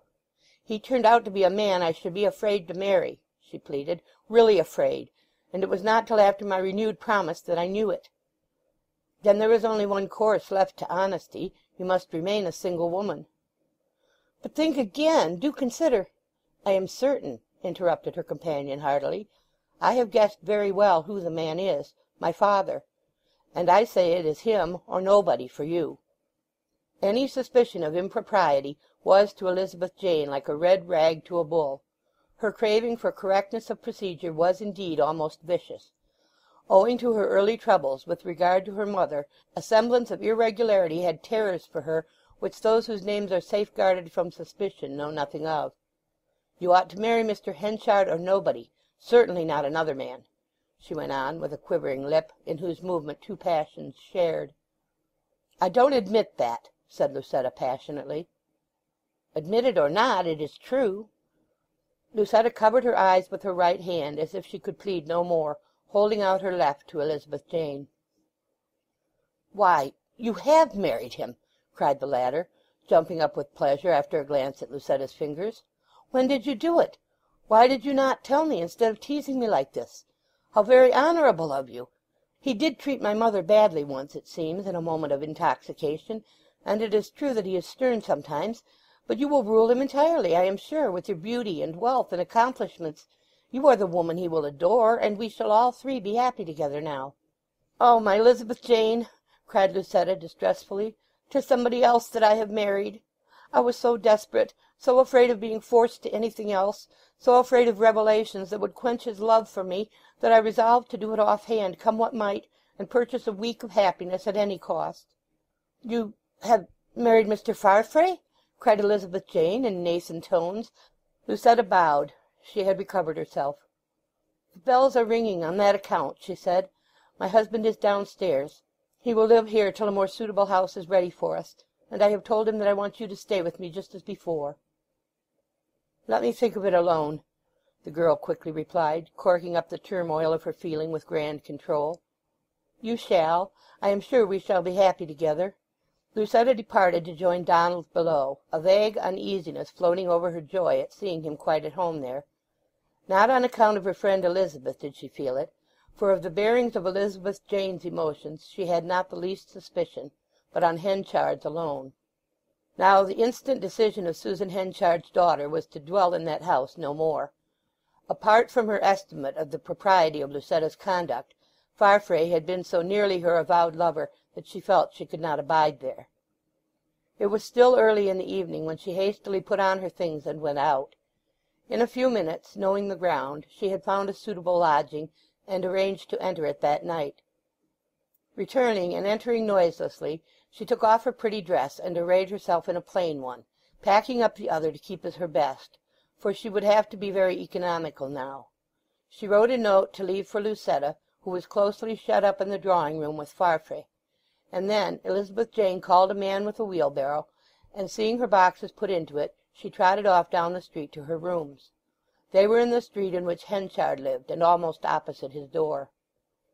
Here she sat down and considered the means of subsistence. The little annual sum settled on her by her stepfather would keep body and soul together. A wonderful skill in netting of all sorts, acquired in childhood by making seines in Newsom's home, might serve her in good stead, and her studies, which were pursued unremittingly, might serve her in still better. By this time the marriage that had taken place was known throughout Casterbridge, had been discussed noisily on curbstones, confidentially behind counters, and jovially at the Three Mariners. Whether Farfrae would sell his business and set up for a gentleman on his wife's money, or whether he would show independence enough to stick to his trade in spite of his brilliant alliance, was a great point of interest. End of Chapter 30. Chapter 31. The retort of the furmity woman before the magistrates had spread, and in 24 hours there was not a person in Casterbridge who remained unacquainted with the story of Henchard's mad freak at Weydon Prior's fair long years before. The amends he had made in after life were lost sight of in the dramatic glare of the original act. Had the incident been well known of old and always, it might by this time have grown to be lightly regarded as the rather tall wild oat, but well nigh the single one, of a young man with whom the steady and mature, if somewhat headstrong, burgher of to-day had scarcely a point in common. But the act having lain as dead and buried ever since, the interspace of years was unperceived, and the black spot of his youth wore the aspect of a recent crime. Small as the police court incident had been in itself, it formed the edge or turn in the incline of Henchard's fortunes. On that day, almost at that minute, he passed the ridge of prosperity and honour, and began to descend rapidly on the other side. It was strange how soon he sank in esteem. Socially he had received a startling fillip downwards, and having already lost commercial buoyancy from rash transactions, the velocity of his descent in both aspects became accelerated every hour. He now gazed more at the pavements and less at the house fronts when he walked about, more at the feet and leggings of men and less into the pupils of their eyes with the blazing regard which formerly had made them blink. New events combined to undo him. It had been a bad year for others besides himself, and the heavy failure of a debtor whom he had trusted generously completed the overthrow of his tottering credit. And now, in his desperation, he failed to preserve that strict correspondence between bulk and sample which is the soul of commerce in grain. For this one of his men was mainly to blame, that worthy in his great unwisdom having picked over the sample of an enormous quantity of second-rate corn which Henchard had in hand, and removed the pinched, blasted, and smutted grains in great numbers. The produce, if honestly offered, would have created no scandal, but the blunder of misrepresentation coming at such a moment dragged Henchard's name into the ditch. The details of his failure were of the ordinary kind. One day Elizabeth Jane was passing the King's Arms, when she saw people bustling in and out more than usual where there was no market. A bystander informed her, with some surprise at her ignorance, that it was a meeting of the commissioners under Mr. Henchard's bankruptcy. She felt quite tearful, and when she heard that he was present in the hotel she wished to go in and see him, but was advised not to intrude that day. The room in which debtor and creditors had assembled was a front one, and Henchard, looking out of the window, had caught sight of Elizabeth Jane through the wire blind. His examination had closed, and the creditors were leaving. The appearance of Elizabeth threw him into a reverie till, turning his face from the window and towering above all the rest, he called their attention for a moment more. His countenance had somewhat changed from its flush of prosperity. The black hair and whiskers were the same as ever, but a film of ash was over the rest. "Gentlemen," he said, Over and above the assets that we've been talking about, and that appear on the balance sheet, there be these. It all belongs to ye as much as everything else I've got, and I don't wish to keep it from you, not I." Saying this, he took his gold watch from his pocket and laid it on the table. Then his purse, the yellow canvas money-bag, such as was carried by all farmers and dealers, untying it and shaking the money out upon the table beside the watch. The latter he drew back quickly for an instant to remove the hair-guard made and given him by Lucetta. "There, now you have all I've got in the world," he said, "and I wish for your sakes 'twas more." The creditors, farmers almost to a man, looked at the watch, and at the money, and into the street, when Farmer James Everdene of Weatherbury spoke. "No, no, Henchard," he said warmly, "we don't want that. 'Tis honourable in ye, but keep it. What do you say, neighbours? Do ye agree?" "Ay, sure, we don't wish it at all," said Grower, another creditor. "Let him keep it, of course," murmured another in the background, a silent, reserved young man named Boldwood, and the rest responded unanimously. "Well," said the senior commissioner, addressing Henchard, "though the case is a desperate one, I am bound to admit that I have never met a debtor who behaved more fairly. I've proved the balance sheet to be as honestly made out as it could possibly be. We have no trouble. There have been no evasions and no concealments.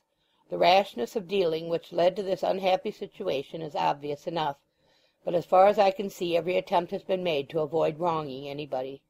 Henchard was more affected by this than he cared to let them perceive, and he turned aside to the window again. A general murmur of agreement followed the commissioner's words, and the meeting dispersed. When they were gone, Henchard regarded the watch they had returned to him.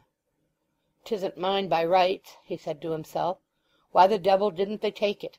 I don't want what don't belong to me." Moved by a recollection, he took the watch to the maker's just opposite, sold it there and then for what the tradesman offered, and went with the proceeds to one among the smaller of his creditors, a cottager of Durnover in straitened circumstances, to whom he handed the money. When everything was ticketed that Henchard had owned, and the auctions were in progress, there was quite a sympathetic reaction in the town, which till then for some time past had done nothing but condemn him. Now that Henchard's whole career was pictured distinctly to his neighbours, and they could see how admirably he had used his one talent of energy to create a position of affluence out of absolutely nothing, which was really all he could show when he came to the town as a journeyman hay-trusser with his wimble and knife in his basket, they wondered and regretted his fall. Try as she might, Elizabeth could never meet with him. She believed in him still, though nobody else did, and she wanted to be allowed to forgive him for his roughness to her, and to help him in his trouble.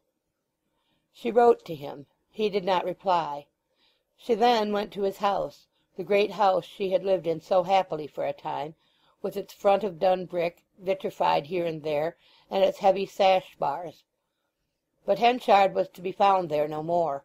The ex-mayor had left the home of his prosperity and gone into Jopp's cottage by the Priory Mill, the sad purlieu to which he had wandered on the night of his discovery that she was not his daughter. Thither she went. Elizabeth thought it odd that he had fixed on this spot to retire to, but assumed that necessity had no choice. Trees which seemed old enough to have been planted by the friars still stood around, and the back hatch of the original mill yet formed a cascade which had raised its terrific roar for centuries. The cottage itself was built of old stones from the long dismantled priory, scraps of tracery, moulded window jambs, and arch labels being mixed in with the rubble of the walls. In this cottage he occupied a couple of rooms, Jopp, whom Henchard had employed, abused, cajoled, and dismissed by turns, being the householder. But even here her stepfather could not be seen. "Not by his daughter?" pleaded Elizabeth. "By nobody at present. That's his order," she was informed. Afterwards she was passing by the corn stores and hay barns which had been the headquarters of his business. She knew that he ruled there no longer, but it was with amazement that she regarded the familiar gateway. A smear of decisive lead-coloured paint had been laid on to obliterate Henchard's name, though its letters dimly loomed through like ships in a fog. Over these in fresh white spread the name of Farfrae. Abel Whittle was edging his skeleton in at the wicket, and she said, "Mr. Farfrae is master here?" "Yes, Miss Henchard," he said. Mr. Farfrae have bought the concern, and all of we work folk with it, and 'tis better for us than 'twas, though I shouldn't say that to you as a daughter-law. We work harder, but we bain't made afeard now. It was fear made my few poor hairs so thin. No busting out, no slamming of doors, no meddling with your eternal soul and all that. And though 'tis a shilling a week less, I'm the richer man. For what's all the world if your mind is always in a larry, Miss Henchard?" The intelligence was in a general sense true, and Henchard's stores, which had remained in a paralyzed condition during the settlement of his bankruptcy, were stirred into activity again when the new tenant had possession. Thenceforward the full sacks, looped with a shining chain, went scurrying up and down under the cat-head. Hairy arms were thrust out from the different doorways, and the grain was hauled in. Trusses of hay were tossed anew in and out of the barns, and the wimbles creaked, while the scales and steelyards began to be busy where guesswork had formerly been the rule. Chapter 31